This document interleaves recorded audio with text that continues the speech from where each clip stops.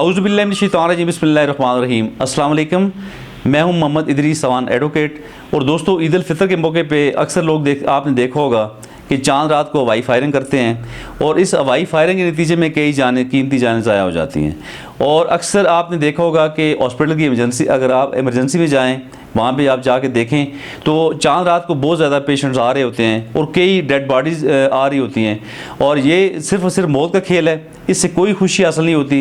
ये सिर्फ लोगों ने मिथ्स बनाए हुए हैं, लोगों ने अपनी तरफ से ये एक खुशी का ज़रिया बनाया हुआ है, जबकि ऐसी बात नहीं है। चूँकि आपकी अंधी गोली किसी की जान ज़ाया कर सकती है और खुदारा आप इस अंधी गोली को आप सेव रखें, आप इसे अपनी पिस्टल से बाहर ना आने दें। चूँकि अगर आप थोड़ी सी एहतियात करेंगे तो इससे कई कीमती जानें बच सकती हैं।